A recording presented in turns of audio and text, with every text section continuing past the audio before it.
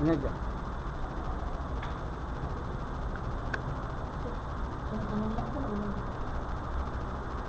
Tidak tahu saya mana boleh menggunakan.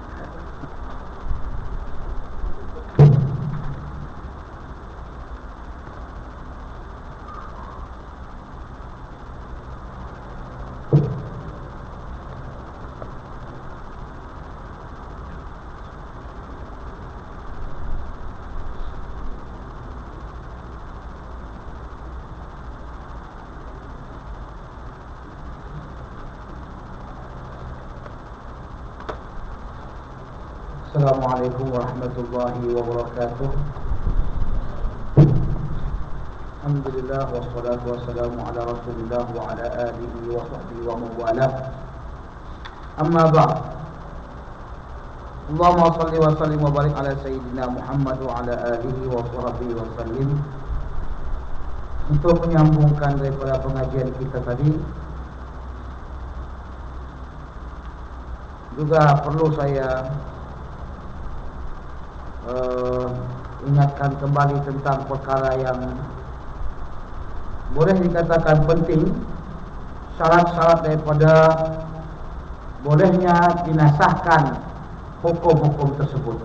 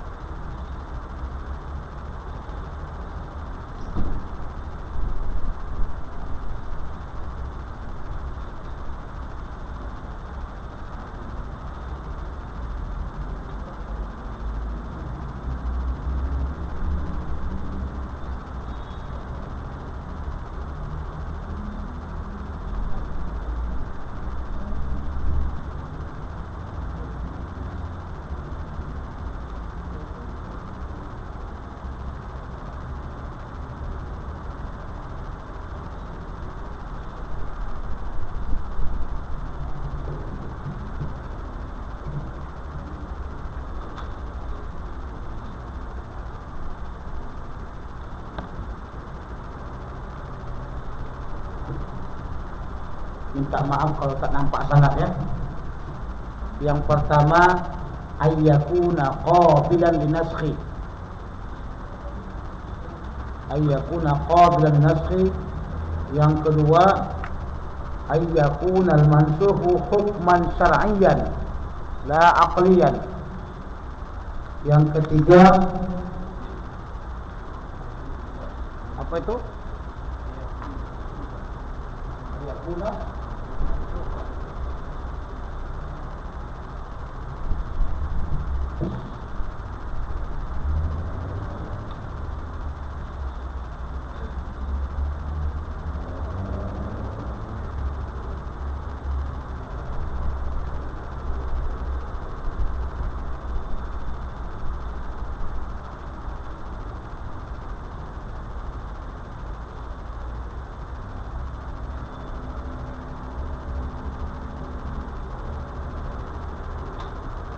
Ayyakuna mansukhan hukman syar'iyyan la aqliyan.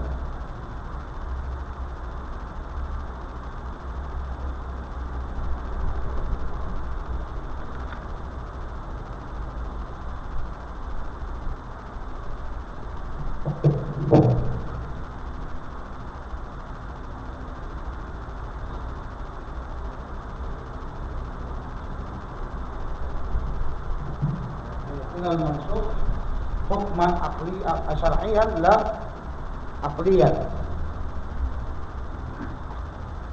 Yang ketiga, ayakuna nasxu bi khitab syar'i. Ayakuna nasxu bi khitab syar'i. Yang keempat, ayakuna nasikhu munfasilan 'anil mansukh. Yang kelima, ayakuna nasikhu mithlu mansukhi fil quwwah.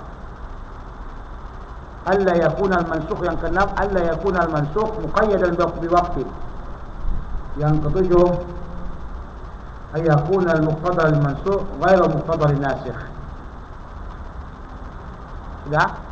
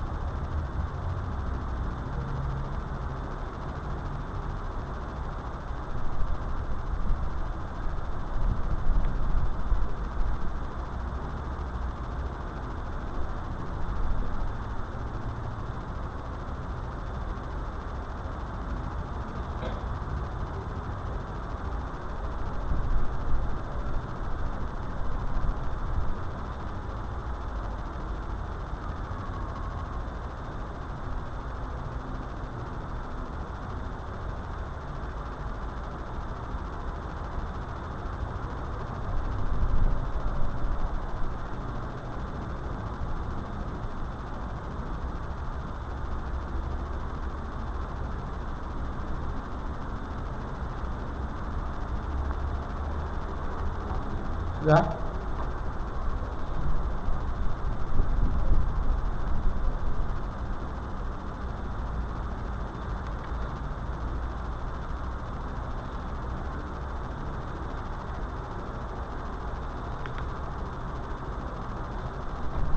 Yang pertama adalah ayyakuna qabilan linaskhi, bahwasanya ayat itu memang boleh dinasahkan, boleh dihilangkan. Adapun yang tidak boleh dihilangkan seperti ayat-ayat yang bercerita tentang masalah perkara-perkara yang sudah asas, tentang masalah solat. Tidak akan mungkin ada hadis yang menceritakan atau ayat yang menceritakan tentang dinasahkannya solat wajib. Jadi solat wajib itu tidak qabilul linaskhi, tidak termasuk yang dapat dinasahkan. Jadi ada tiga perkara yang hukumnya sudah tetap tidak boleh nasahkan, tidak boleh dihapuskan. Yang pertama, hukum itu sudah dikenal dengan nas. Hukum itu sudah dikenal dengan nas yang sharih atau yang sudah jelas dengan lamanya atau berkekalannya dia. Contoh, Allah Subhanahu wa taala berfirman dalam Quran, khalidina fiha abada. Jadi nas ini sudah sharih, sudah jelas sekali mengatakan bahwasanya orang yang kafir masuk ke dalam neraka itu abadan abidin, selamanya. Maknanya tidak ada di sana penasahan ayat tentang orang yang dalamnya akan dikeluarkan atau api neraka itu akan dimatikan. Ini berbeda dengan pendapat daripada Syekh Ibn Taimiyah dan Syekh Ahmad Siddiq Al-Qumari yang mengatakan neraka itu padam. Karena Allah sudah katakan khalidina fiha, tidak ada ayat yang menasahkan daripada benda tersebut. Sama juga dengan jihad fisabilillah. Jihad fisabilillah adalah merupakan satu kewajiban yang tidak ada yang menasahkannya. Dari mulai diwajibkan pada masa Rasulullah SAW disuruh untuk berjihad sampai hari kiamat, jihad fisabilillah tetap ada, dan bersama dengan Amirul Mukminin, pemimpin-pemimpin Islam untuk melaksanakan jihad. Sebab itu Rasulullah SAW mengatakan, al-jihadu madin mundu ba'athanillahu. Al-jihadu madin mundu ba'athanillahu. Jihad itu telah berlaku dan berlalu dari mulai Allah Subhanahu wa taala angkat aku menjadi apa? Menjadi rasul. Dengan begitu sampai hari kiamat akan tetap ada jihad. Tidak ada yang menasahkannya. Tidak ada sekalipun satu orang ulama pun yang akan pandai-pandai menceritakan tak wajib jihad, sudah dimansuhkan jihad, tidak ada. Karena itu sudah datang surahnya Al-Quranul Karim tentang kewajiban jihad. Tapi masalahnya, perbedaannya terjadi cuman di mana letak jihadnya, itu saja. Ya, jihad itu kepada orang-orang kafir seperti Yahudi, Israel. Ini tempat jihad. Ya, jangan kita sibuk-sibuk bunuh orang Kurdi.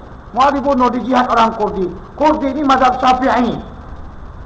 ISIS itu khawarij ummah yang telah membunuh banyak orang-orang Kurdi. Siapa orang Kurdi? Orang Kurdi ini adalah keluarga daripada Salahuddin Al-Ayyubi. Salahuddin Al-Ayyubi itu kabilah Kurdi. Karena bencinya orang-orang Amerika, Eropa dengan orang Kurdi, karena Salahuddin daripada Kurdi, maka dibagi mereka negara ini menjadi 3 negara.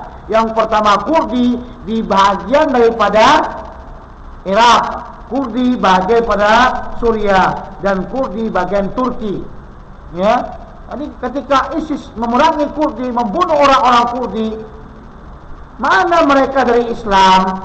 Kalau mau berjihad itu Israel banyak sana. Israel banyak yang dikatakan jihad, memerangi orang kafir. Israel menghancurkan umat Islam, menjajah tanah umat Islam.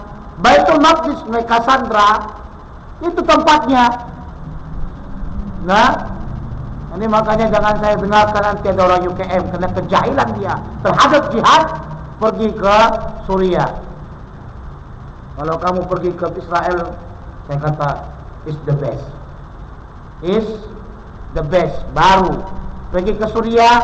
Apa dia kerja? Bunuh orang Kurdi. Siapa orang Kurdi itu? Orang mazhab Syafi'i. Orang mazhab Syafi'i, Kurdi 100% semua mazhab Syafi'i.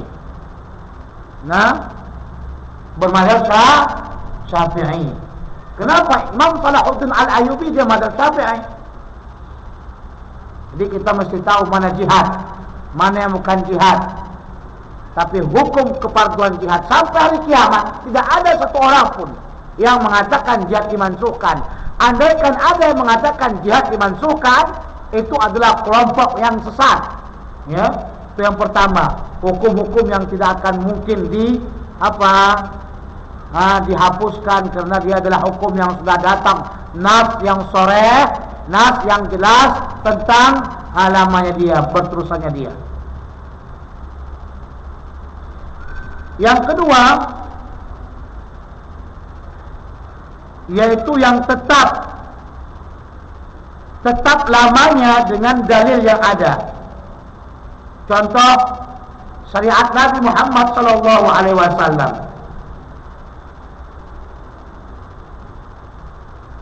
Syariat Nabi adalah syariat yang akan tetap diamalkan sampai kiamat. Karena Nabi ini khatamun nabiyyin, penutup daripada nabi-nabi. Dengan begitu maknanya syariatnya akan ditutup sampai hari kiamat. Tidak ada di sana syariat yang menutupinya. Tidak ada hukum-hukum Allah Subhanahu wa taala yang lainnya yang akan mengganti syariat Nabi Muhammad SAW. Kenapa? Karena itu sudah memang menjadi satu hukum syariat yang berterusan dan berkekalan. Tidak ada mana-mana hukum daripada manusia yang dapat menukarkan syariat Allah Subhanahu wa taala.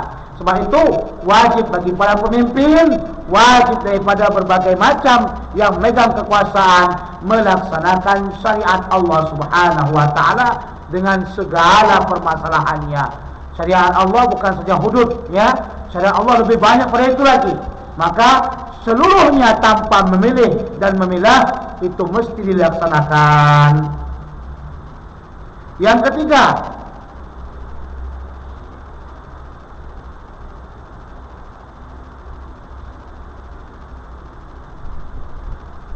apa yang dah tetap dengan ditetapkannya waktu. Ditetapkan dengan waktu. Contohnya diwajibkan bagi kamu sampai begini, sampai tahun ini, sampai detik ini. Ya.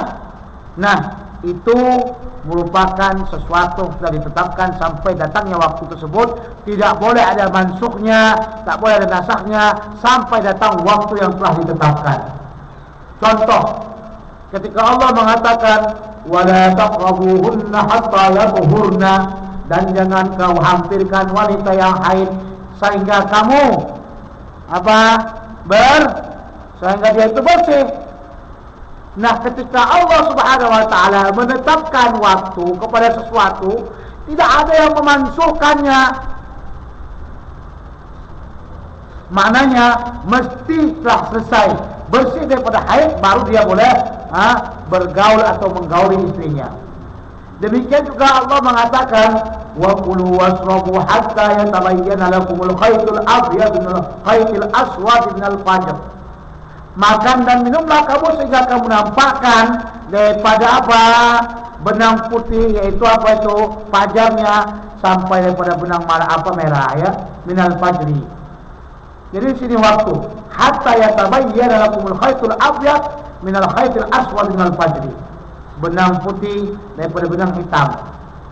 Tahu kita ya mana-mana daripada benang putih, benang hitam, maksudnya masa daripada kita berpuasa mulai fajar sampai ke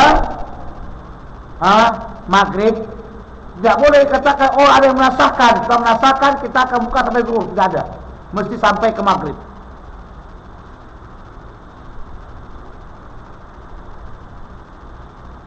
Yang kedua, bahwasanya yang dimansuhkan itu secara hukum adalah hukum syar'iyah, bukan hukum akal. Hukum syariah ya, hukum yang Allah katakan qala Allah wa qala Rasul, itu hukum syariah. Ada hukum akal seperti 1 tambah 1 akal kita mengatakan 2, macam itu. Enggak mungkin itu cerita masuk nasih mansukh. Kenapa? Karena yang kami bicarakan nasih mansukh adalah masalah hukum syariat. Ya, masalah hukum syariat saja.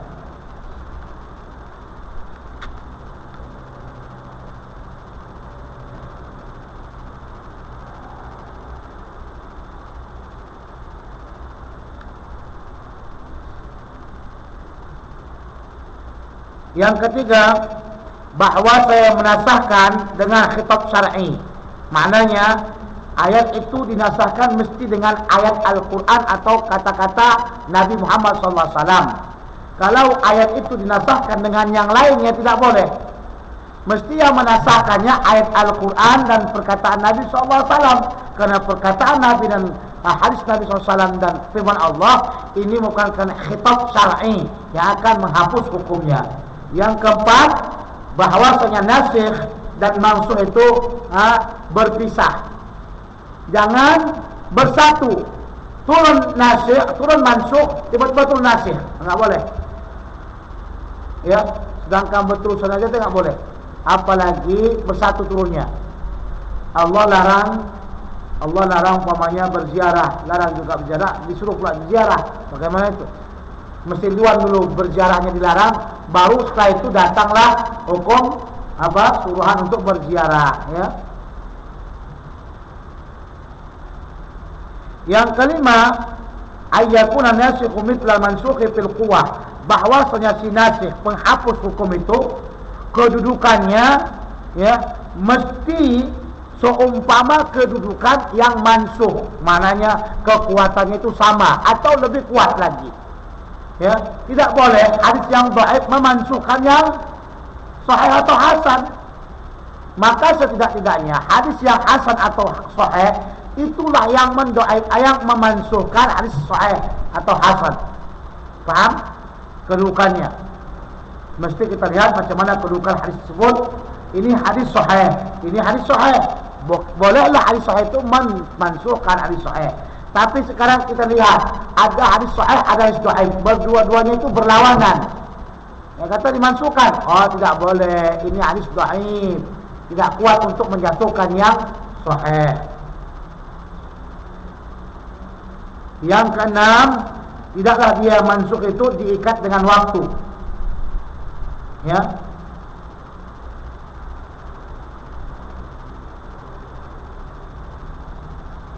Selama kalau sekiranya dia diikat dengan waktu, itu bukan lagi namanya mansukh. Amalukana kadzalika fala yakun qada waqti mansukhan. Dia tidak diikat dengan waktu. Kalau diikat dengan waktu berarti dia bukan lagi dikatakan mansukh. Ayyakun al-muqtada, yang ketujuh, ayyakun al-muqtada al-mansukhi ghairu muqtada an-nasikh. Bahwasanya isi tujuan daripada yang dimansuhkan ini tidak sama dengan yang memansuhkan isinya. Tidak boleh sama. Ya. Contohnya kalau kita kata satu menyuruh dia untuk melaksanakan sedekah pada najwa, satu lagi juga demikian, mana boleh, karena sama-sama redaksinya. Jadi mesti berbeda redaksi. Ketika berbeda redaksi maka terjadilah ta'arud. Ya, nah ketika terjadi ta'arud ini maka kita tengok mana yang dahulu, mana yang belakangan. Ketika kita nampak mana yang dahulu, mana yang belakang, yang belakang inilah yang nasikh, yang mansukhnya ini yang awal.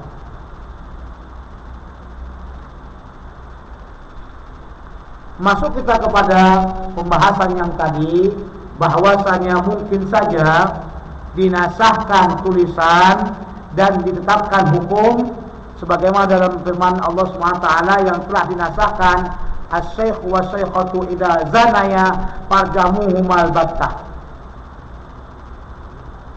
Ini hukum ada, hukumnya ada, tetapi dalam Al-Quran tidak ada. Sebab itu Imam Umar mengatakan, siapa yang mengingkarinya berarti mengingkari firman Allah SWT, karena ini telah kami baca, cuma hukumnya masih tetap diadakan, hukumnya masih tetap dilaksanakan bagi orang-orang yang memang sudah merasakan jima dengan halal, berzina, maka dia dirajam sampai meninggal dunia. Jadi enggak perlu lagi ditarghibkan atau dicambuk satu sekali, enggak, langsung dia dirajam. Ya, sementara yang ghair muhsan dianya cuma dicambuk, atau kita katakan dicambuk dia 100 kali. 100 kali dicambuk, kemudian 1 tahun dia ditarghibkan atau diasingkan. Ya, diasingkan kemana? Ke tempat yang memang baik-baik dia. Diasingkan ke tempat yang memang tukang berzina lagi. Padahal tujuannya apa? Supaya jangan dia berzina. Penyakit zina ini dapat boleh merambah kemana-mana. Ini yang bahaya, ya. Kalau ada satu orang di kelompok itu berzina, maka dia akan dapat memberikan penyakit pengaruh kepada orang lain dengan zinanya. Makanya dengan begitu apabila ada satu orang penyakit AIDS, maka jangan heran akan datang bertambah, nggak akan berkurang, bertambah. Ya, karena ini penyakit masyarakat.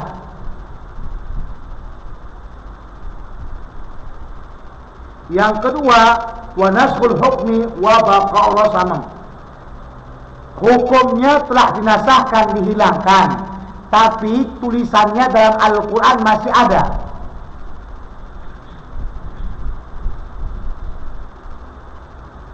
Ya, hukum tak ada dilaksanakan, cuma dalam Al-Quran itu ada.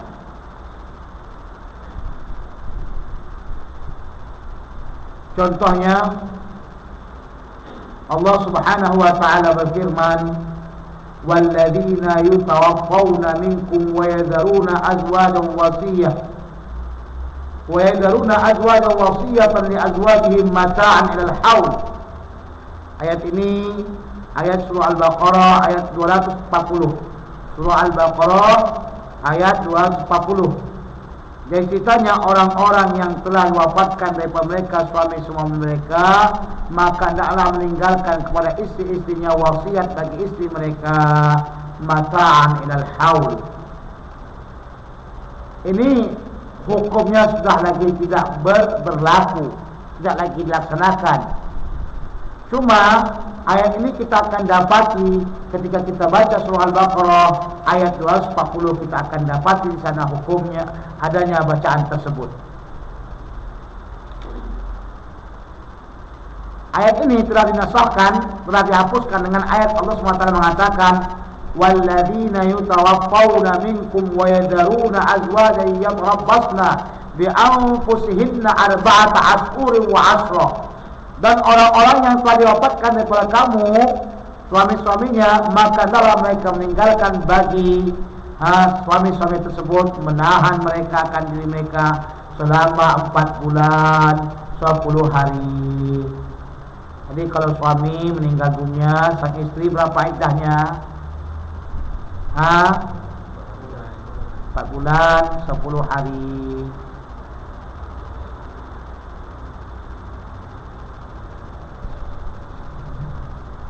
Jadi ini ayat ada. Ini ayat ada dalam Al-Quran. Ayat yang pertama itu sudah dimansuhkan hukumnya.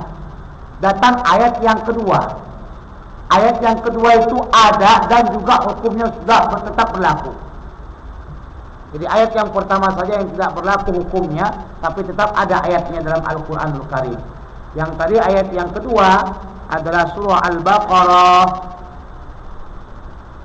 ayat 234.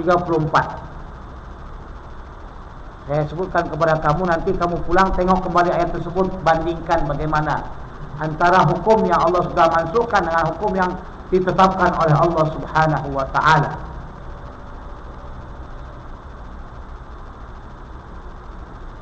Wa naskhul amrayni ma'an, atau dia boleh dihapuskan kedua-duanya. Apa itu? Kedua-duanya dihapus. Hukumnya dihapus, ayatnya juga dalam Al-Quran dihapus, tidak ada lagi.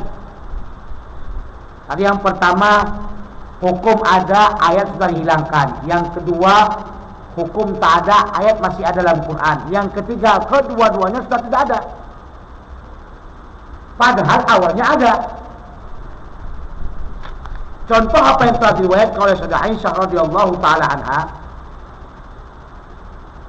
kana fima unzila 10 du'atin ma'lumatin yuhrimna fanusikhna bi 5 ma'lumatin yuhrimna.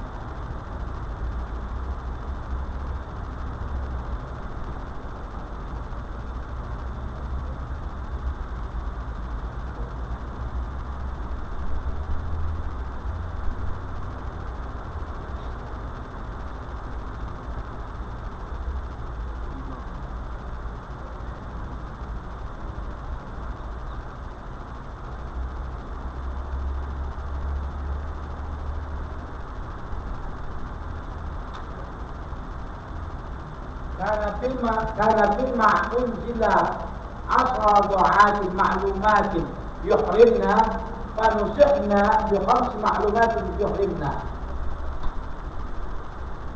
Kata Sayyidah Aisyah radhiyallahu taala anha adalah yang telah diturunkan dalam Al-Qur'anul Karim 10 radha'at. Apa arti 10 radha'at? 10 kali susu. Setiap satu kali susu mengenyangkan. Bukannya kayak gitu. Kasih minum dah. Dah. Kenyang dah. Dikasih lagi. Nah, tak mau juga. Nah, apa tak mau juga. Berarti sudah kenyang. Itu sekali sekali susuan. Tambah lagi sampai 10 kali susuan baru dia dikira dengan apa? Dengan muradha'at. Ya, bersaudara atau dia itu diharamkan disebabkan muradha'at, susuan. Jadi ibu susu dia. Nah, ayat itu dihilangkan. Bukan saja ayatnya dihilangkan, hukumnya juga dihilangkan. Maka jadilah dia dalam ayat itu sebut datang ayat yang menceritakan tentang bahwasanya ingin jadi ibu muradha'ah 5 kali isap yang mengenyangkan. Asalkan 5 kali isap yang mengenyangkan, berarti dia sudah jadi apa? Ibu susu. Kalau sudah jadi ibu susu, makanya ya kepada suaminya termasuk bapak susu, adiknya adik susu, kalengnya kaleng susu. Nah, semua benda susu. Maka kata Nabi sallallahu alaihi wasallam, susuan ini adalah sama dengan keharaman nasab. Ya. Jadi kalau begitu tidak ada dalam Al-Quran hukumnya, tulisnya juga tidak ada dalam Al-Quran, sudah dihapuskan oleh Allah Subhanahu wa ta'ala.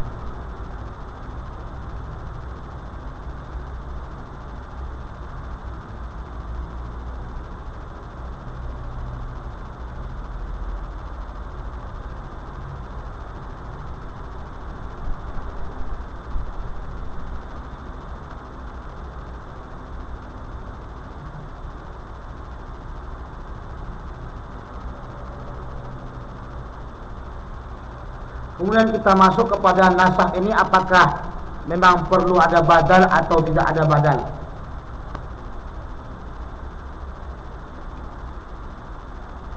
Dalam pembahasan para ulama, apakah penting dan semestinya kalau dinasahkan berarti mesti ada badal? Tidak.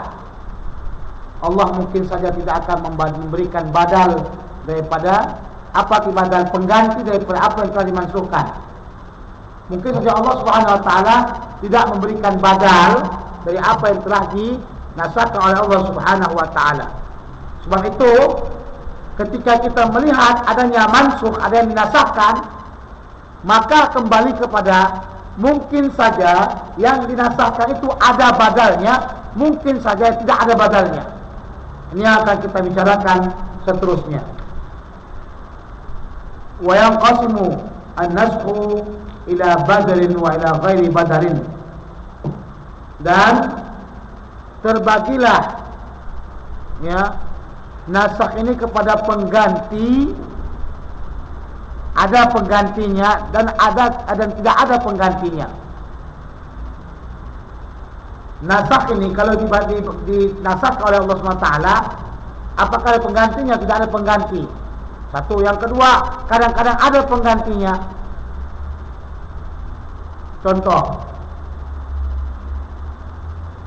ketika Allah Subhanahu wa taala menasahkan menghadap kepada Baitul Maqdis, maka di sana terdapat ya pengganti Baitul Maqdis itu apa? Baitullah.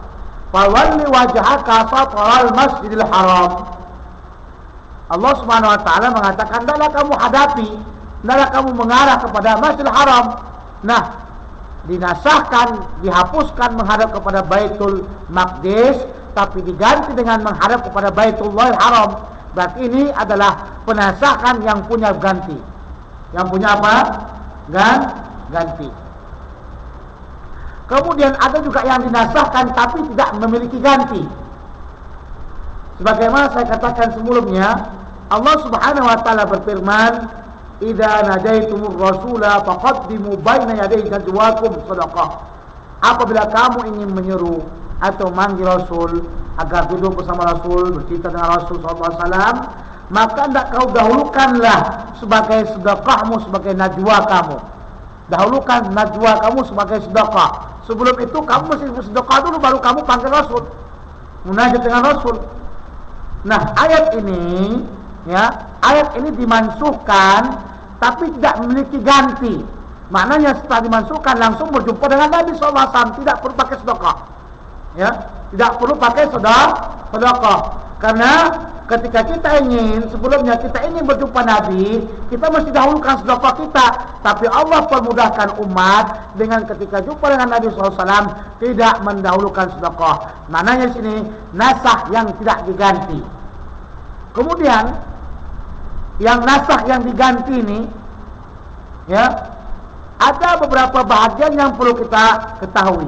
Yang pertama, dinasahkan dengan pengganti yang lebih berat daripada yang sebelumnya. Seperti karena si takhiri baina shaumi wa ramadan wal fidyah ila ta'yini shaum, dengan menentukan saum.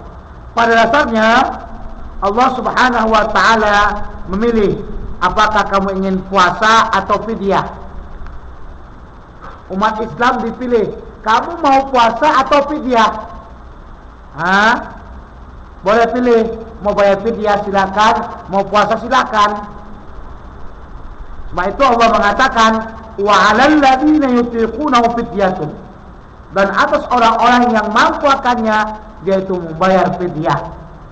Jadi Allah Subhanahu wa taala tak mewajibkan puasa, tapi khiyar, boleh pilih. Sampai kepada Allah Subhanahu wa taala menciptakan penggantian itu dengan hukum yang lebih berat, yaitu setelah pemilihan datang pula tuntutan dan kewajiban puasa, tak boleh pilih. Tadi asalnya kan berpilih antara puasa atau bayar fidyah.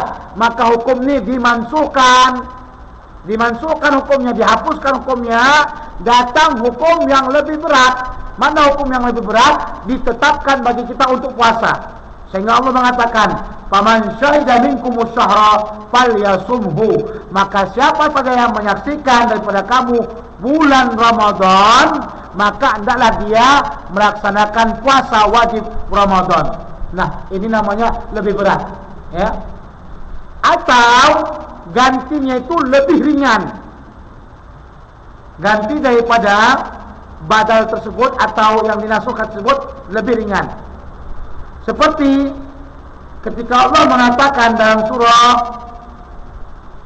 Al-Anfal, ya, ayat 65, Allah berfirman, "Iyyakum minkum isruna sabiruna yaghlibu mi'ataini."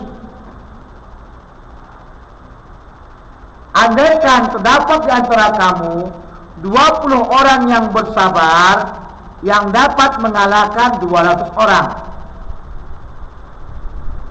Jadi kalau ada 200 orang, sementara kita cuma 20, berapa per orang itu?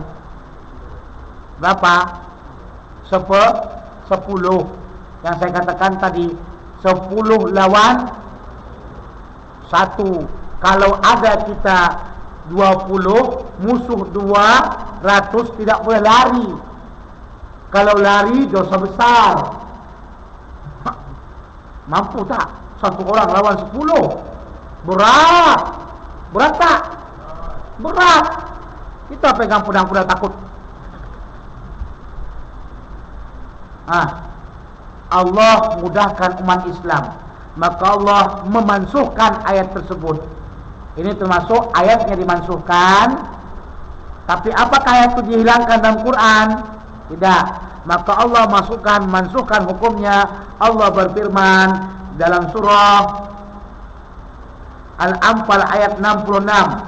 Allah berfirman, "Fa iyyakum minkum mi'atun sabiratun yaghlibu mi'ataini." Fa iyyakum minkum mi'atun sabiratun yaghlibu mi'ataini.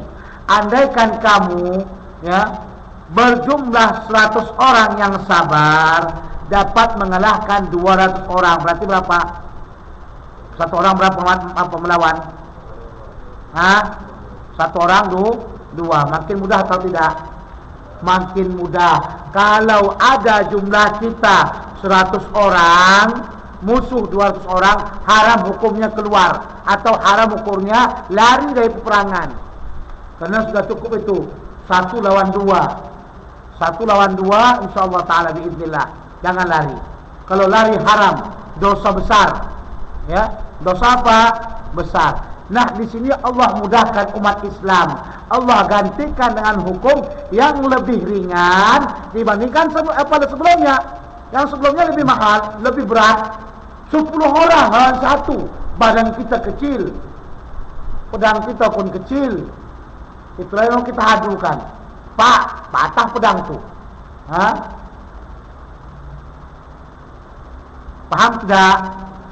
Ambil kesimpulan daripada ini, Allah Subhanahu wa taala kadang-kadang ya ketika waktu mansuhkan, ada dimansuhkan dengan tanpa ganti, ada pula yang diganti dengan yang lainnya. Nah, ada yang diganti dengan lebih berat, seperti ketika Allah menyuruh untuk berpuasa, maka Allah suruh kamu mau puasa atau mau bayar fidyah.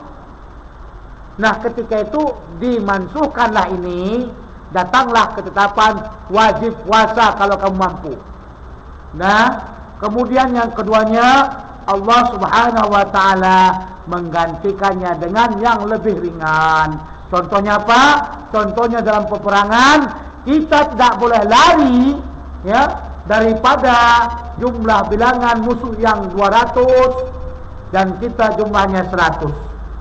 Ini lebih ringan dibandingkan dengan sebelumnya yang Allah Subhanahu wa taala wajibkan kita untuk berperang. Andaikan jumlah daripada musuh 200, kita 20, tak boleh kita lari. Ini adalah kesimpulan daripada hal tersebut. Kemudian masuk kita kepada wa yajuzu an-nashul kitab bil kitab, dan bolehlah menasahkan kitab yakni Al-Qur'an dengan Qur'an. Al-Quran itu dinasahkan dengan Al-Quran yang lainnya. Sebelumnya kita sudah bicarakan tadi tentang masalah ayat-ayat yang telah Allah Subhanahu wa taala nasahkan, ya. Contoh kita katakan ayat Al-Quran yang dinasahkan dengan ayat Al-Quran. Apa itu? Ayo, sudah kita bacakan tadi tentang masalah perang. Itu dinasahkan dengan Al-Quran. Al-Quran sendiri yang dinasahkan dengan Al-Quran.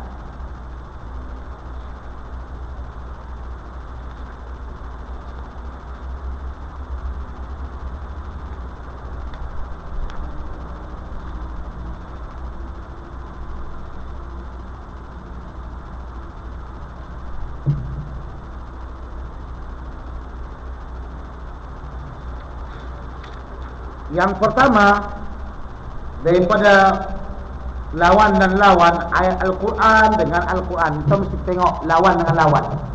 Maknanya satu ayat dengan ayat yang lain berlawanan. Maka kita mesti tengok mana yang pertama kali turun, mana yang belakangan. Kalau kita tahu mana yang awal, mana yang akhir, maka disitulah kita tengok itulah yang pertama kali mansukh, yang kedua datangnya itu nasikh, ya. Nah, Al-Quran mungkin dia, ayat Al-Quran mungkin dia dinasahkan dengan ayat Al-Quran yang lainnya.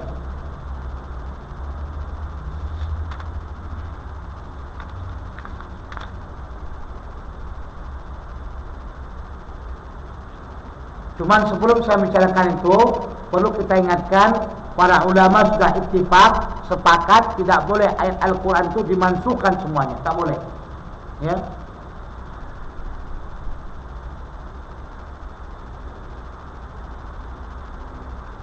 Dan juga kita tak boleh langsung mengatakan oh ini mansuh. Tapi kita ingatkan, boleh tidak disamakan, ditaufikkan, digabungkan maknanya. Karena kan begini, kalau ada kalimat tersebut bercanggah, kontradiksi, maka kita tengok dahulu apakah dia satu umum atau khusus. Kalau yang satu umum, satu khusus, ini namanya satu am, satu maksus yang dikhususkan. Satu mutlak atau satu muqayyad. Dahulukan muqayyad. Nah, tapi masalahnya sama-sama umum atau sama-sama khusus. Nah, ketika itu terjadi, maka kita tengok dulu apakah kita tahu mana yang awal, mana yang akhir. Sebelum sampai kepada tahap yang dikatakan dengan nasikh mansukh, kita coba untuk menggabungkan maknanya. Kalau masih boleh untuk digabungkan maknanya, maka tak perlu daripada nasikh mansukh. Macam tadi kita bacakan innamal ma'u minal ma', ada para ulama sebahagiannya untuk menyatukan pemahaman, tidak digunakan nasikh mansukh. Apa? Innamal ma'u minal ma', hanya untuk orang yang keluar sperma. Sementara idza taqal khitanani, ini untuk orang yang berjima. Jadi kedua-duanya tidak apa? Kedua-duanya tidak apa? Bertolak belakang atau berkontradiksi. Paham? Jadi itu yang perlu kita pahami.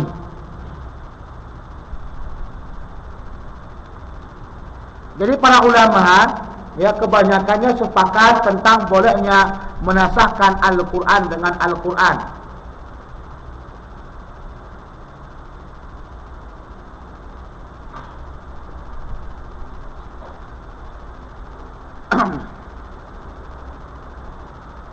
Dan ini memang terjadi. Satu, kamu perlu tengok Al-Quran nanti. Yang pertama, surah Al-Baqarah ayat 180 yang mewajibkan wasiat. Ini Al-Quran, surah Al-Baqarah 180 ya ayatnya, berbunyi kutiba alaikum idza hadara ahadukumul mautu in taraka khairanil wasiyatu lil walidaini wal aqrabin. Kutiba alaikum, diwajibkan atas kamu, idza hadara ahadukumul mautu in taraka khairanil wasiyah, apabila datanglah kematian di antara kamu, kamu tinggalkan sebaik-baik wasiat untuk siapa? Bil walidaini wal aqrabina bil ma'ruf, bagi kedua ibu bapa kamu dan kerabat kamu dengan ma'ruf. Wajib hukumnya meninggalkan wasiat. Nah, ini ayat telah dimansukhkan dengan ayat yang lain. Dimansukhkan dengan surah An-Nisa ayat 7.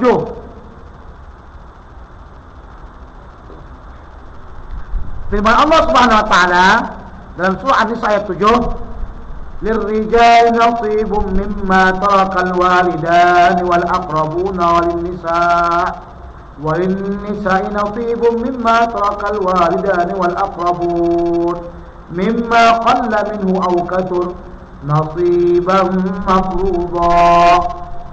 Lirrijali nasibun, bagi laki-laki memiliki bagian daripada apa yang telah ditinggali oleh ayah dan ibunya dan kerabat-kerabatnya.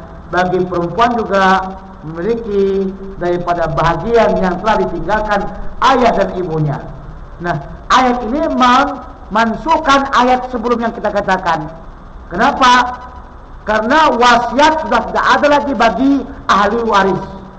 Datang dikatakan tidak sah ahli waris menerima wasiat. Ahli waris hanya menerima warisannya saja. Ya, paham? Yang pertama. Yang kedua, Allah Subhanahu wa taala mewajibkan perang bagi orang-orang yang melawannya 1 dibanding 10. Ya, sebagaimana saya katakan tadi pada ayat Al-Anfal, iyyakum minkum 'isruna sabiruna yaghlibu mi'atain. Ya, jadi kalau sekiranya ada orangnya itu sekitar 20 berlawanan dengan 200 orang, tidak boleh lari.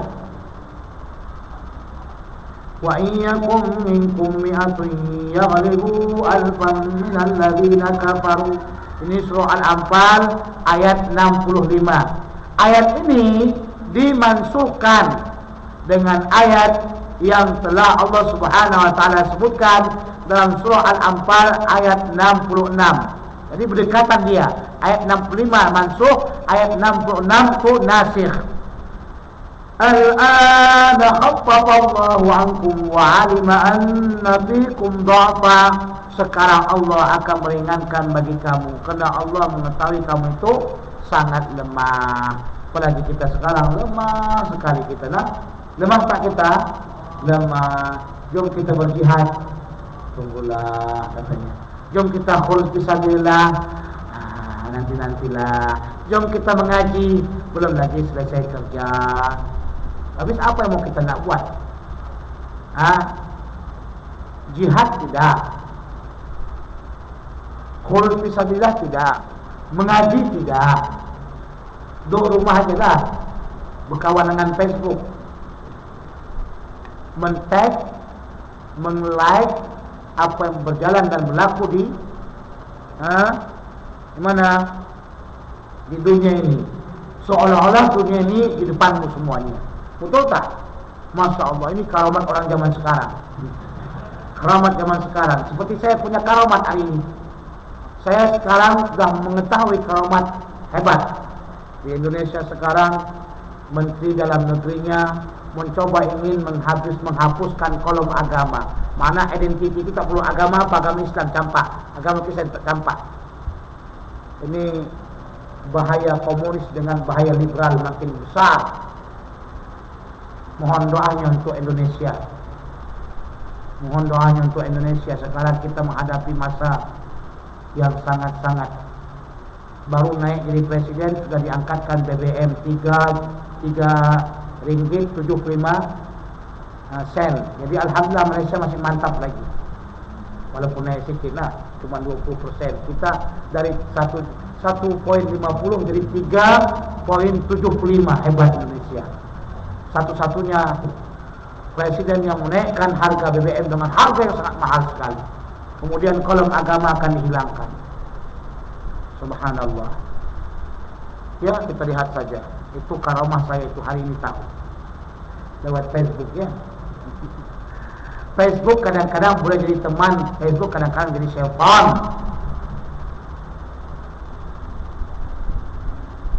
Kemudian juga di sini ayat iddah wafat. Orang yang beriddah wafat 1 tahun penuh. Wow, berat itu. Kalau sekiranya ada suaminya meninggal dunia, maka 1 tahun dia tidak boleh kawin. Suami meninggal, maka 1 tahun itu dia mesti jaga tidak kawin sampai habis 1 tahun. Bila 1 tahun, contoh 1 Muharram, maka akhirnya bila 1 Muharram lagi, jangan gunakan Masehi. 1 Muharram di meninggal suaminya, maka 1 Muharram itu jam sekian, habislah masa iddahnya. Oh, susah betul perempuan kalau begitu. Tak tahan dia. Apalagi kalau perempuan yang masih lagi dalam keadaan janda kembang. Tahu janda kembang? Janda itu bagi-bagi. Ada janda kembang, ada janda kembang kuncup, ada janda kuncup saja. Janda yang kembang ini memang payah dijaga ini. Makanya meninggal suaminya cepat-cepatlah meninggal, habis iddahnya. Tapi nak tunggu 1 tahun habiskan iddah susah. Kenapa? Karena Allah mengatakan dalam surah Al-Baqarah ayat 240, وَالَّذِينَ يَتَوَفَّوْنَ مِنْكُمْ وَيَذَرُونَ أَزْوَاجًا وَصِيَّةً لِأَزْوَاجِهِمْ مَتَاعًا إِلَى الْحَوْلِ غَيْرَ إِخْرَاجٍ. Sampai ke 1 tahun namanya. Wasiatkan tempat itu untuk 1 tahun bagi dia. Tapi kemudian dinasahkan untuk meringankan mereka. وَالَّذِينَ يَتَوَفَّوْنَ مِنْكُمْ وَيَذَرُونَ أَزْوَاجًا يَتَرَبَّصْنَ بِأَنفُسِهِنَّ 4 ashhurin wa 10. Perempuan yang suaminya meninggal dunia, maka mereka menjaga diri mereka untuk beriddah selama 4 bulan 10 hari. Ini apa ini? Supaya paham. Jangan kau nak gatai ya. Ada perempuan baru meninggal suaminya. Apa kabar ke? Selamat Pak. Dah habis iddah tak ke? Baru 2 bulan dia meninggal suaminya, kau dah datang. Getik sangatlah. Abang ni tidak melamar, haram. Lagi dalam iddah, tak boleh. Ya, tidak boleh. Tunggu dulu sampai berapa? 4 bulan 10 hari. Tapi kalau sekiranya perempuan itu dalam keadaan hamil, dah berapa bulan hamilnya? Ketika umur kehamilannya 9 bulan, suami meninggal dunia, baru malam 3 hari tahlil di rumah 3 hari, loh, wah, habis iddahnya. Kenapa? Iddah orangnya hamil. Itu dia. Jadi kalau kamu memang pernah meninggal pun, tunggu dulu suami istrimu hamil, dekat-dekat hamil tua. Nunggu macam mana? Sudah, ayat ini menunjukkan kepada kita merupakan ayat yang dimansuhkan dengan ayat.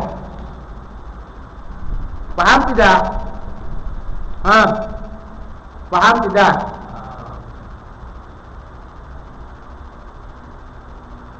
Yang kedua,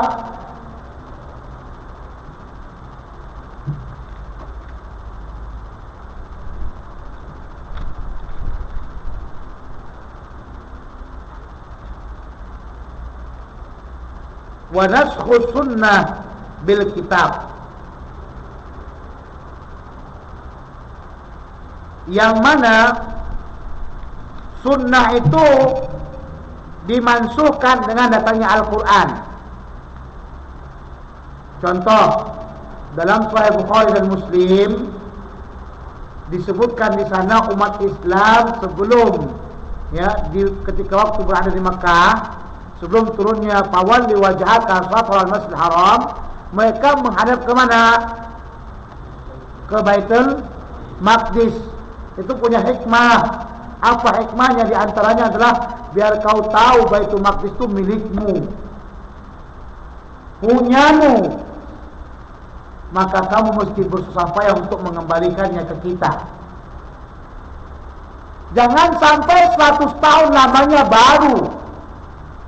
Itu Baitul Maqdis, ketika jatuh Baitul Maqdis di tangan orang-orang Salibiyah, selama 100 tahun baru kembali ke tangan umat Islam. Bagaimana jatuhnya? Mirip juga dengan jatuhnya Baitul Maqdis ke tangan orang Yahudi. Ini gara-gara umat Islam tak mau bersatu nih. Sekot sana, sekot sini, tuduh sana, tuduh sini, serang sana, serang sini. Semua perkara umat Islam jatuh gara-gara itu. Nah, saya berwasiat, kalau kamu boleh menyampaikan kampanye persatuan umat Islam, coba lihat bagaimana dahulu sultan-sultan yang ada di dekat dengan Syam saling perang. Maka mereka minta bantuan kepada orang-orang Eropa. Maka orang Eropa itu membantu salah satu daripada sultan yang ada menjatuhi sultan-sultan yang lain, sehingga hampir dekat dengan Baitul Maqdis sudah banyak berjatuhan semuanya. Baru ternyata orang itu tahu tujuan yang namanya orang-orang barat kafir ini adalah Baitul Maqdis. Kita, biar kamu tahu, belajarlah dari sejarah-sejarah yang telah lewat. Jangan keras kepala saja ikutkan. Belajar daripada bagaimana jatuhnya Andalusia. Itu juga perpecahan Islam. Sampai jadi apanya? Mulukut Tawaib, raja-raja golongan. Tak boleh Islam hancur. Kalau kita saling ta'asub dengan bagian kita sendiri, akan hancur Islam. Bersatu. Sehingga 100 tahun Baitul Maqdis dipegang oleh Salibiyah. Demikian juga Andalusia jatuh gara-gara perpecahan umat Islam. Raja yang minta pertolongan Ratu Isabel menolong sehingga menjatuhkan dan membunuh orang-orang Islam. Sehingga pada akhirnya ketika sudah habis semuanya kerajaan, Ratu Isabel menghancurkan orang yang ditolongnya itu. Sehingga tidak ada lagi Islam di Andalusia seperti Cordoba. Cordoba itu Cordoba, Cordoba. Apalagi nama-namanya sana? Barcelona. Apalagi itu negeri-negeri Islam dahulu itu. Hanya tinggal nama. Jangan sempat negeri kita ini tinggal nama hanya gara-gara kita berperang satu dengan yang lainnya. Mari gunakan akal, gunakan tarikh yang panjang. Bagaimana Islam itu hancur kalau kita masih lagi dalam keadaan tidak bersatu. Jadi itu tujuan Allah menyuruh kita pertama kali untuk menghadapkan ke Baitul Maqdis. Baitul Maqdis milik kita, lambang kita, persatuan kita. Ketika kita bersolat semua mengarah ke sana. Nah kemudian datanglah Al-Quranul Karim memansuhkan untuk menghadap kepada Baitul Maqdis dengan Allah berfirman, "Fawalli wajhaka satral masjidil haram." Yang dikatakan satara dalam mazhab Syafi'i itu pas sudut daripada Makkah. Maknanya Masjidil Haram. Maknanya mesti kena Masjidil Haram. Andaikan ditarik kena langsung. Beda dengan mazhab Abu Hanifah, dia kata yang penting arah. Yang penting arah. Di sini dalam mazhab Syafi'i lebih ketat lagi dalam masalah Ka'bah ya.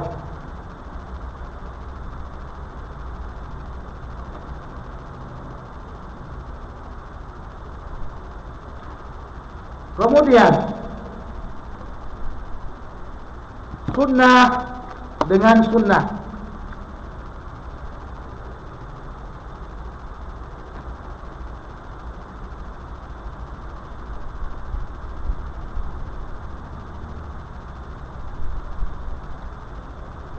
Di situ tidak ada ya.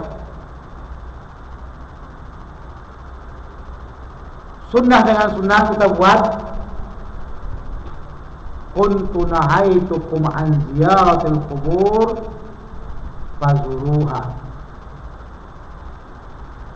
Aku melarang kamu berziarah ke kubur. Itu mansuh. Fazuruha adalah kamu ziarahi. Jadi di sini menziarahi kubur itu haram, sudah dimansuhkan. Yang awalnya ziarah kubur itu haram adalah hadis Nabi, sunnah Nabi. Kemudian setelah itu datang hadis Nabi yang menghalalkannya, fazuruha, adalah kamu ziarahi dia. Berarti sunnah dimansuhkan dengan sunnah.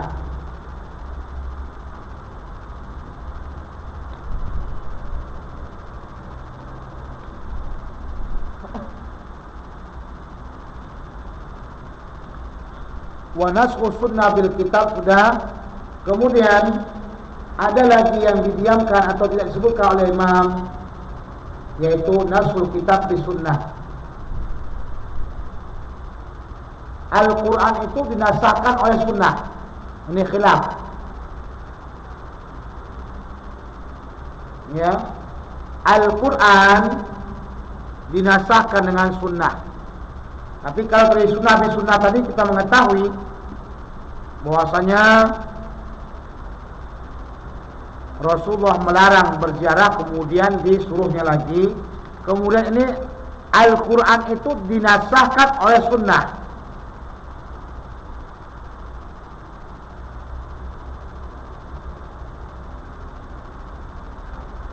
Hal ini diikhtilafkan di antara Imam Syafi'i dan jamhur ulama yang mengatakan bolehnya Al-Quran itu dimansuhkan oleh sunnah. Itu jamhur ulama. Imam Syafi'i mengatakan tidak boleh Al-Quran dimansuhkan oleh sunnah, karena Al-Quran itu adalah mutawatir, dan mutawatir itu bobotnya tinggi. Sementara para ulama yang membolehkan mengatakan boleh saja Al-Quran itu dimansuhkan dengan sunnah, karena sunnah itu juga daripada Allah.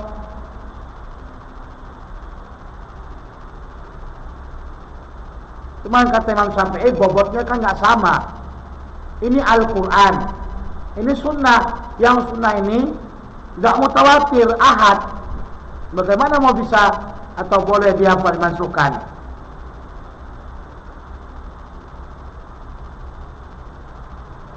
Jadi mereka misalkan contoh daripada wasiat daripada walidain dan aqrabin dengan perkataan ala la wasiyata lil warisin. Ingatlah, tidak ada wasiat bagi sang ahli pewaris. Maknanya, ya, kan tadi awal tadi kata wajib apa? Wajib wasiat. Nah, itu mereka menganggap wasiat itu masih ada lagi, wajib. Tapi wasiat ini tidak boleh kena kepada ahli waris. Selain ahli waris silakan, tapi kepada ahli waris tidak dapat wasiat.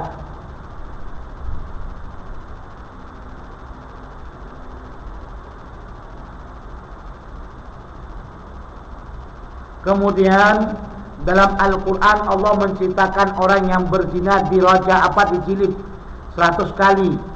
Allah berfirman, az-zaniyatu waz-zani fajlidu kulla wahidin minhuma mi'ata jaldah.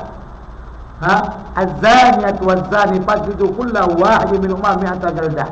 Jadi orang yang berzina perempuan dan laki-laki, jilid kamulah dia, atau cambuk kamulah dia dengan tiap satu daripada mereka itu 100 kali jaldah, 100 kali cambukan.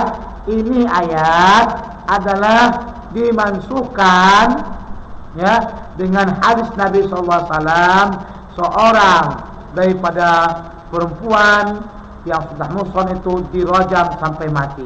Tapi dijawab lagi kembali bahwasanya walaupun itu rajam ada dalam sunnah, tapi sebenarnya sudah ada dalam Al-Quran yang hukumnya tetap ada, ayatnya tidak lagi ada dalam Quran. Ini merupakan salah satu bagian yang dikhilafkan oleh para ulama-ulama. Jadi ayat yang keduanya itu menurut Imam Syafi'i tak sah dijadikan dalil. Sama ada ayat apa? Az-zaniyatu waz-zani dengan ala la wasiyata lil waris, itu tidak sah. Pembicaraannya sangat panjang, ya.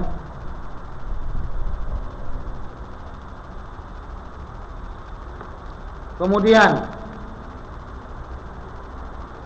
wa yajuzu naskhul mutawatir bil mutawatir, dan boleh menasahkan mutawatir dengan mutawatir. Apa yang dikatakan dengan mutawatir? Ada yang tahu? Apa yang dikatakan mutawatir? Satu, mutawatir adalah yang tidak ahad. Maknanya ahad ini terbagi 3 bagian. Kalau kita tengok pada hadis Nabi, Al-Quran itu datang dengan mutawatir. Hadis Nabi terbagi 2, ada yang mutawatir, ada yang tidak mutawatir. Yang tidak mutawatir terbagi 3 bagian. Yang pertama masyhur, yang kedua aziz, yang ketiga gharib. Yang dikatakan mutawatir adalah yang meriwayatkannya seluruh kelompok jumlah yang banyak dengan menggunakan panca indera. Mustahil mereka berdusta untuk mengatakannya, atau mustahil mereka sepakat untuk berdusta dalam mengatakan hal tersebut, ya. Dan jumlah yang meriwayatkannya dari atas ke bawah itu sama, ya, jumlah yang banyak. Satu. Yang kedua, mustahil mereka sepakat untuk berdusta. Yang ketiga, dengan hantaran panca indera, mata, telinga dan sebagainya, tidak boleh dengan akal. Yang keempat, setiap generasi itu jumlahnya banyak. Ini dikatakan mutawatir. Contoh satu cerita, ya, ada orang menceritakan tentang Ka'bah. Berapa yang kau dengarkan? 70 orang. 70 orang yang kau dengarkan. Sebelum itu mereka itu semuanya melihat langsung dengan mata, menyampaikan ke kita. 70 orang, ini memang mutawatir. Karena 70 orang ini tidak akan mungkin bersama-sama untuk berdusta.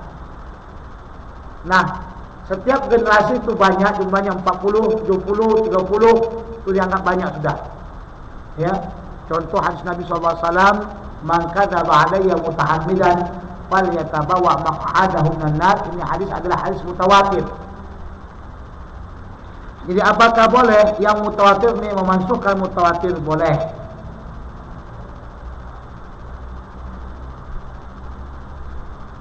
Contoh tadi Al-Quran dengan Al-Quran itu sama-sama mutawatir ya. Dan naskhul ahad bil ahad, menasahkan hadis ahad dengan ahad. Saya katakan tadi yang tidak mutawatir namanya ahad. Ahad terbagi berapa? 3 bahagian. Yang pertama masyhur. Apa yang dikatakan masyhur? Masyhur ni mana-mana yang tidak sampai derajatnya kepada mutawatir dikatakan masyhur. Aziz periwayatnya cuma 2, gharib 1. Ya, untuk lebih memudahkan. Dan wabil mutawatir, dengan mutawatir juga boleh. Wala yajuzu naskhul mutawatir, dan tidak bolehlah yang ahad ni menasahkan mutawatir. Kalau Quran seperti Al-Quran bil ahad dengan hadis ahad, li'annahu dunahu fil quwwah, karena ahad itu di bawah kekuatan daripada hadis al-mutawatir. Tapi pendapat rajih daripada qaul usuli selain Imam Syafi'i mengatakan bolehnya dinasahkan yang mutawatir itu dengan yang ahad.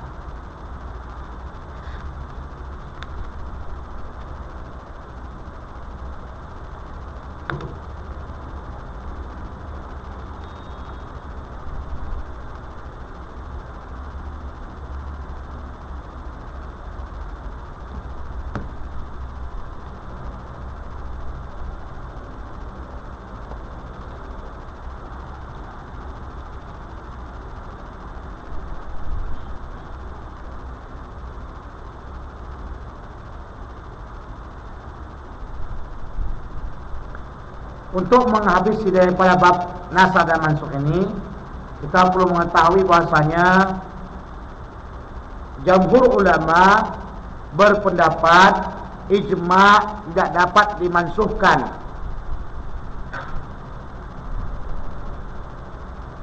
Ijma' tidak boleh dapat dimansuhkan.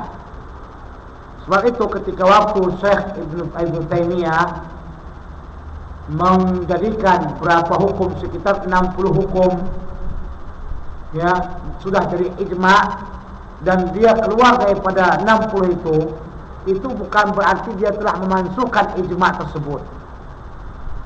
60 ijma'nya ulama yang keluar Syekh Ibn Taimiyah daripada hal tersebut bukan menjadikan hal tersebut menjadi mansuh.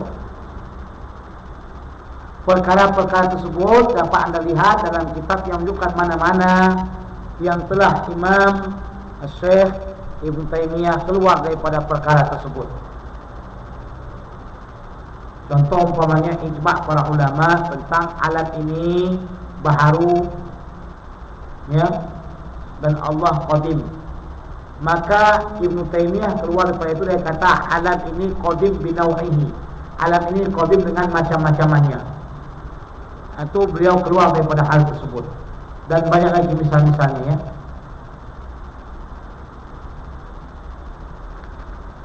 Jam pukul 4 pas tidak jam 4.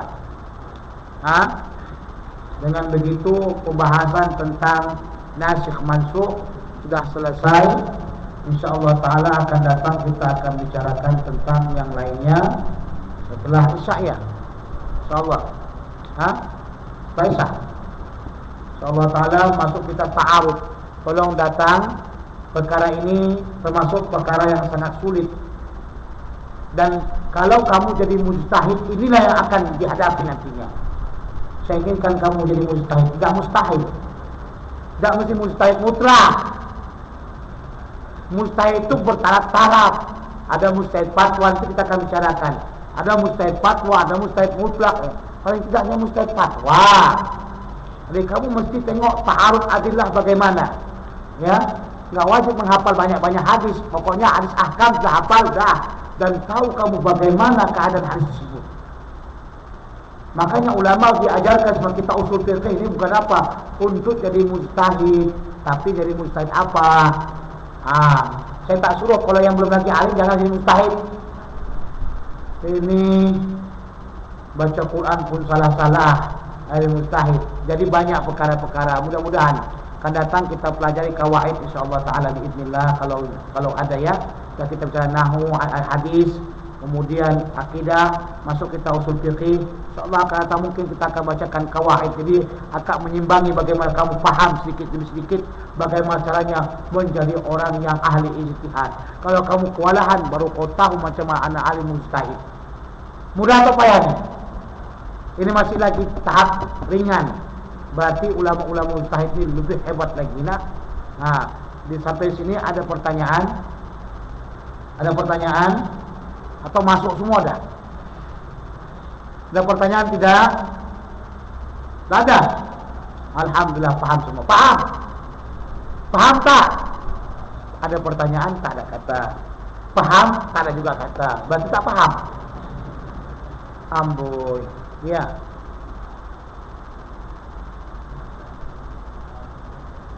Saya kurang dengar. Minta maaf.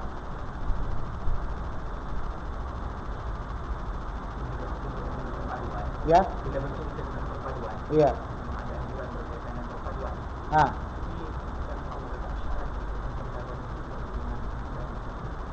Ya.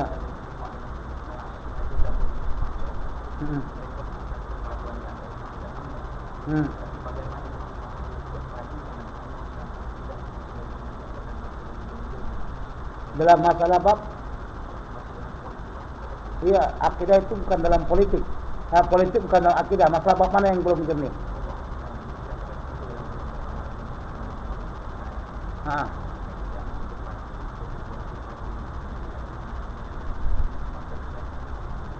Okey. Jazakumullah.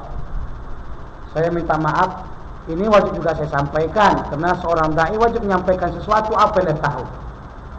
Tanpa takut, tapi semuanya berdasarkan Quran dan Sunnah. Tidak ada kepentingan yang lain-lain untuk perpaduan umat Islam. Wallahu alam. Kita ini kalau untuk berpadu menyamakan kepala otak nggak akan boleh. Tapi berpadu dalam berbagai macam keanekaragaman insya-Allah boleh. Paham maksud saya? Coba tengok, Indonesia itu bermacam bahasa, 100 bahasa, 100 kepala otak. Lahjah pun berbeda, perwatakan berbeda. Yang Batak cakapnya kawan-kawan, 2 orang dah ribut dunia. Orang Jawa kancen, tapi kabare. Kan beda itu. Antara Makassar, tapi bagaimana? Boleh bersatu enggak? Bersatu di dalam keanekaragaman. Enggak mesti tunggu dulu satu kepala, enggak akan satu. Enggak akan bersatu. Kita pikir Imam Abu Bakar, Umar, Utsman, Ali itu ketika itu bersatu mereka satu semuanya, enggak. Makanya yang paling pentingnya ketika kita mengatakan Allah Tuhan, Nabi Muhammad itu Nabi kita, coba kita bersatu. Selagi masih kita belum bersatu, kenapa kita boleh bersatu dengan orang kafir? Kenapa kita boleh bersama dengan orang kafir? Padahal mereka katanya. Kita Allahu Akbar, Bismillahirrahmanirrahim, Alhamdulillahirabbil alamin. Adakah orang itu sholat menghadap kepada lekong? Enggak, ke Allah. Makanya kembali lagi kita kepada dakwah Rasulullah SAW. Panjang. Saya di Mesir dahulu termasuk orang yang, maaf, saya termasuk orang Karaoke. Saya ini adalah orang yang lama dengan orang-orang Ikhwan Muslimin, yang ayahnya semua pembesar-pembesar Ikhwan Muslimin di parlemen. Ini Maistabir pun saya dah pernah ikut dah, khurus kemana-mana. Ayo sampai khurus, InsyaAllah, tulis. Besok tunggu tanda datang. Jadi pengalaman-pengalaman saya dalam, alhamdulillah sampai sekarang ini, dalam pengajian-pengajian yang kita pengaji dan bacaan tarikh yang saya baca, alhamdulillah, baik Bidayah wa Nihayah Imam Ibnu Katsir, kitabnya Imam Syiar A'lamin Nubala, dan kitab-kitab yang besar mana yang lain, saya baca dalam sejarah semuanya, tidak akan mampu umat Islam ini bersatu kecuali dengan cara menghilangkan ego. Karena kita semuanya merasa ego. Saya yang paling baik, saya yang paling benar, saya paling Islamnya. Kamu pikir kalau kamu pakai serban kau paling Islamnya? Kamu pikir kalau kau pakai kopiah kau paling Islamnya? Berkaca dulu, sadar diri. Mungkin saja orang yang dianya tak pakai serban, tak pakai apa-apa kecuali baju tutup aurat, itu yang paling dekat sama Allah. Betul tak? Sebab itu kita hanya mendahulukan ego kita. Paham ego? Coba kita belakangkan semua keegoan. Lihat, apa sebabnya umat Islam di Indonesia kalah? Naik Jokowi, seorang yang kita sudah tahu anti-Islam sebenarnya. Kenapa umat Islam pecah? Belum berapa lama lagi dia, belum lagi 1 bulan, BBM, minyak naik. Kalau Islam tidak ada lagi. Jembatan mau Bogor dan Jawa ke Sumatera tak diadakan. Banyak perkara-perkara yang tak diadakan. Di antaranya tidak akan mengambil lagi pegawai. 5 tahun tak akan mengambil pegawai. Siapa kerja itu? Mana umat Islam? Kadang-kadang kita bekerja untuk kepentingan kelompok kita saja, bukan untuk Allah. Sekali yang saya katakan, kadang-kadang kita bekerja bukan untuk Allah, tapi untuk kepentingan kelompok kita saja. Camkan itu. Kalau saya buatkan cerita tentang masalah benda-benda macam ini, 5 hari tak siap, tahu? 5 hari tak siap. Kita tahu ketika manusia telah sama-sama bersatu, Allah akan turunkan yadullah ma'al jamaah. Tapi kita sama-sama saling ego. Rasulullah SAW itu katakan dengan hikmah. Orang kata, oh hukum Allah sama, hukum Allah wajib dilaksanakan pelan-pelan. Pelan-pelan. Enggak langsung, hukum Allah harus dilaksanakan. Tak, pelan-pelan. Selagi dalam tahap dia Muslim. Tapi kalau dia kafir, macam mana kau ajak dia untuk buat hukum Islam? Enggak kan ada. Sebab itu diusahakan dahulu. Perkara ini memang penting sekali kita bicarakan. Sebab itu jangan kata kamu orang Islam kalau kamu suka mencaci orang. Siapapun orangnya, warna apapun dia, apapun pandangannya, apapun partinya, kalau kau masih mencaci dia, kau bukan Islam sebaiknya. Karena kau tak menggunakan kata Allah, kata Rasul. Kata Nabi dalam Sahih Bukhari, al-muslimu man salimal muslimuna min lisanihi wa yadihi. Orang muslim adalah orang yang sejahtera mulutnya, tangannya dari muslim yang lain. Ini pandangan politik berbeda. Oh itu enggak muslim, berarti kau katakan kafir dia. Oh itu muslim, kalau begitu tahan mulutmu dari dia. Umat Islam sampai sekarang insya Allah masih baik dibandingkan dengan, coba bayangkan, seorang Yahudi bunuh 99 orang. Bayangkan dulu tuh cita-cita itu. 99 orang dibunuhnya, ini nyawa. Tapi hamba ini orang yang dikasihkan rahmat Allah, datang kepada seorang abid. Ini jawaban abid. 99 orang nak tobat. Amanya tobat itu milik kau. Tobat itu milik Allah, kampuran itu milik Allah. Coba kau milik Allah SWT. Allah yang ngasihkan orang itu hidup, ngasihkan dia makan, ngasihkan dia umur, ngasihkan segalanya.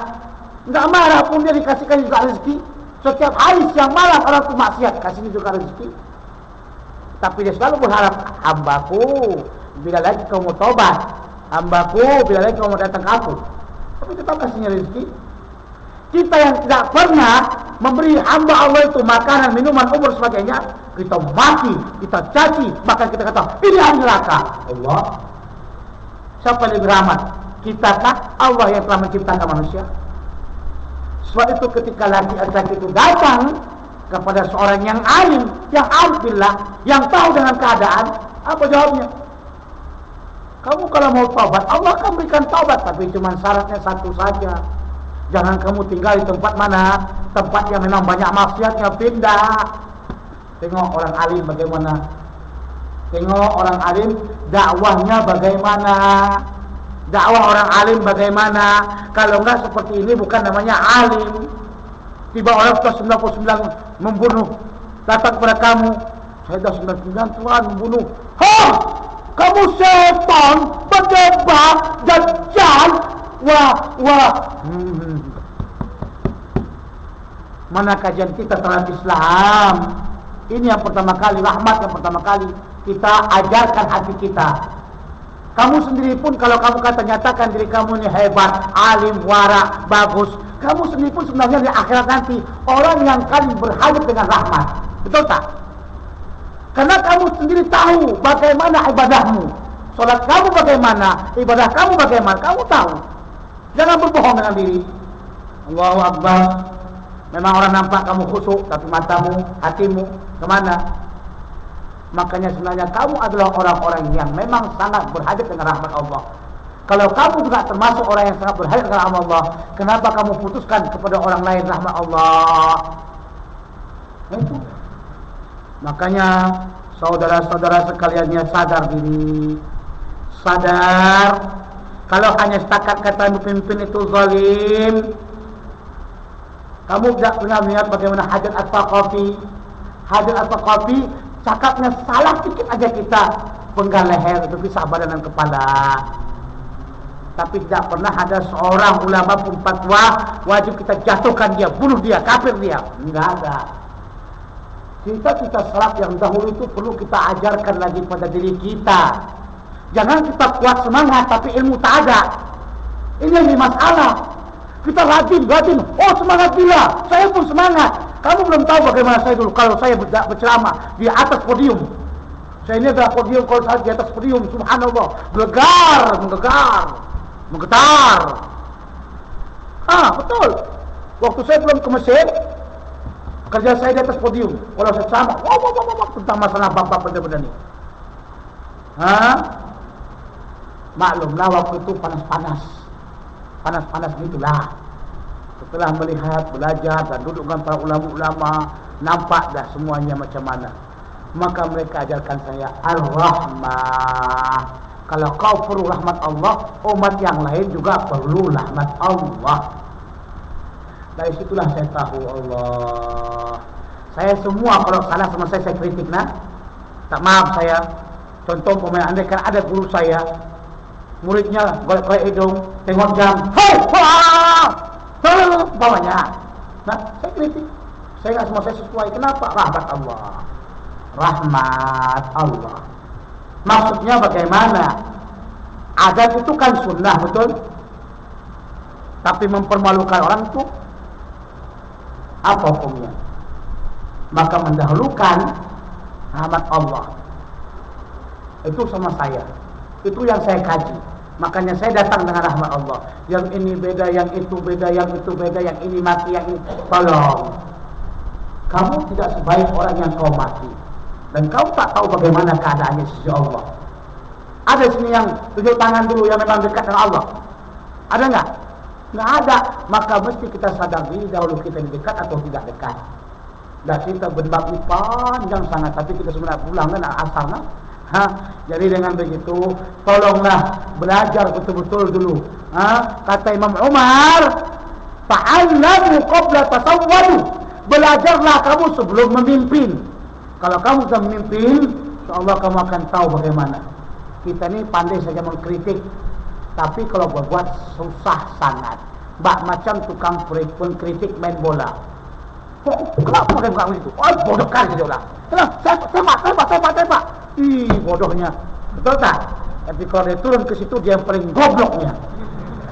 Paham tak? Itu.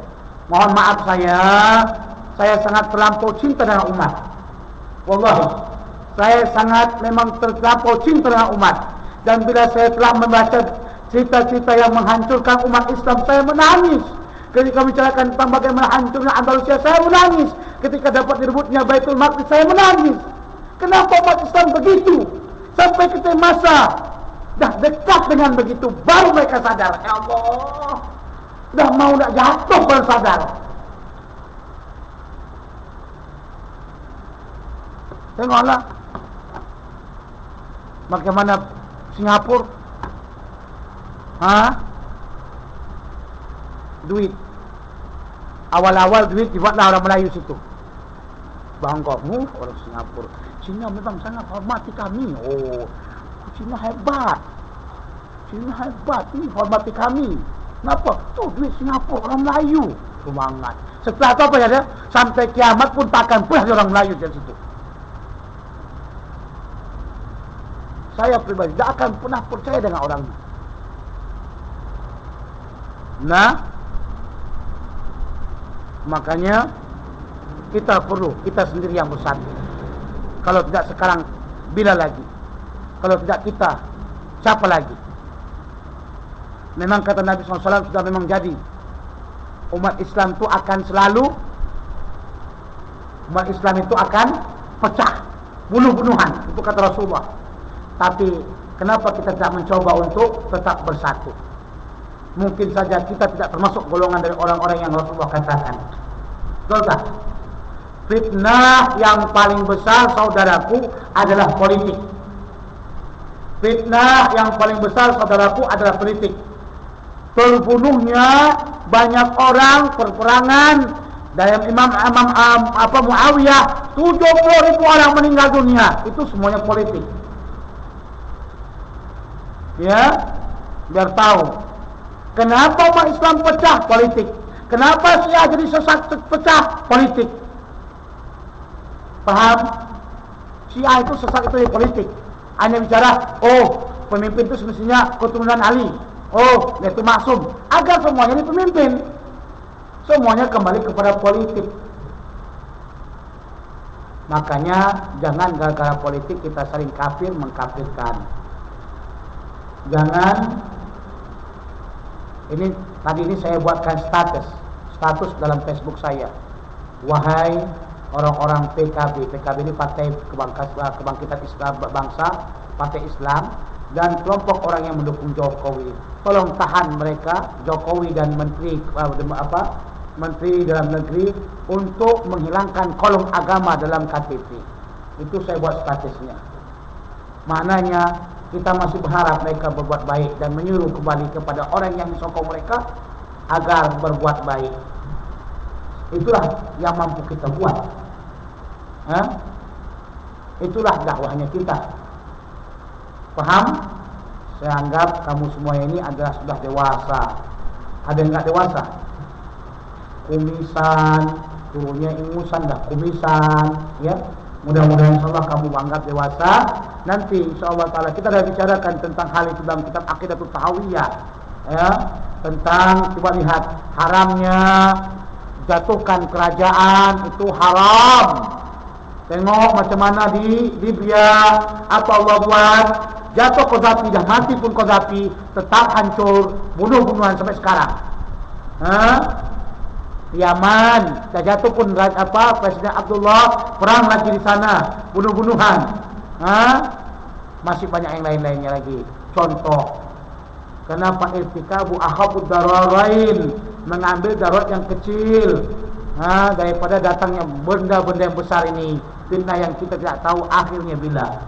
Akhir fitnah tersebut bila, wallahu a'lam. Rasul dah sebutkan semuanya. Tolong baca dalam Sahih Bukhari, Muslim dan sebagainya. Tanda-tanda hari kiamat, tanda-tanda apa semua sudah Rasulullah sebutkan. Jadi kamu sebagai pelajar mesti arif. Jangan langsung cepat-cepat putuskan. Tak boleh. Ambil Al-Quran, ambil hadis Nabi SAW dan semuanya, baru kamu akan mengetahui ini rupanya semuanya adalah angkara murka Yahudi dan Nasrani, ingin hancurkan umat Islam. Paham? Jadi kejadian Suriah, kalian apa itu semuanya itu adalah orang-orang Yahudi dan Nasrani buat. Itu keputusan dari saya buat tahun 2010. sampai sekarang tidak pernah saya lekangkan. Tahun itu saya dah katakan yang di belakangnya semuanya Amerika. Ya, mereka tidak ingin umat Islam ini berjaya, dan mereka tak ingin mengeluarkan duit banyak-banyak untuk hancurkan kita. Mereka pecahkan antara kita, perangkan antara Syiah dengan Ahlussunnah wal Jamaah. Jadi Syiah mati, Ahlussunnah mati, ketawa mereka. Kita pun bodohlah. Jadi jangan jadi orang bodoh seperti itu, mudah sekali melatah. Ya, itu tidak boleh. Wallahu subhanahu wa ta'ala a'la wa a'lam.